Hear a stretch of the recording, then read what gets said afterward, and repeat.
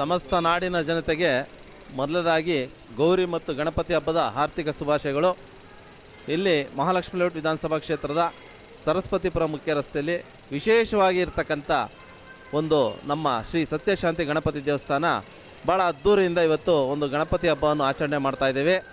ಭಕ್ತಾದಿಗಳು ಈ ಒಂದು ಗಣಪತಿ ಹಬ್ಬಕ್ಕೆ ತಾವೆಲ್ಲರೂ ಒಂದು ಕುಟುಂಬ ಸಮೇತ ಆಗಮಿಸಿ ಗಣಪತಿಗೆ ಕೃಪೆಗೆ ಪಾತ್ರರಾಗಬೇಕು. ನಮ್ಮಲ್ಲಿ ಪ್ರತಿ ವರ್ಷದಂತೆ ಈ ವರ್ಷವೂ ಸಹ 35 ವರ್ಷದ ಗಣೇಶೋತ್ಸವ ಕಾರ್ಯಕ್ರಮವನ್ನು ಹಮ್ಮಿಕೊಂಡಿದ್ದೀವಿ.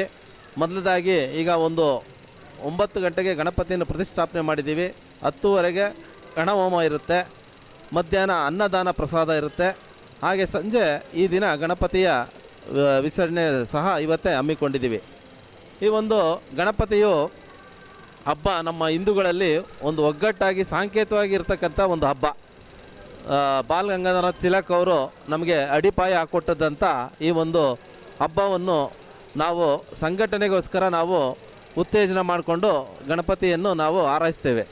ಹಾಗೆ ಗಣಪತಿಯು ಈ ಹಬ್ಬದಲ್ಲಿ ವಿಶೇಷ ಏನಪ್ಪ ಅಂದರೆ ನೆಮ್ಮದಿ, ಸುಖ, ಶಾಂತಿ ಎಲ್ಲರಿಗೂ ಹಾರೈಸಲಿ ಅಂತ ನಾನು ಹೇಳೋಕ್ಕೆ ಇಷ್ಟಪಡ್ತೀನಿ.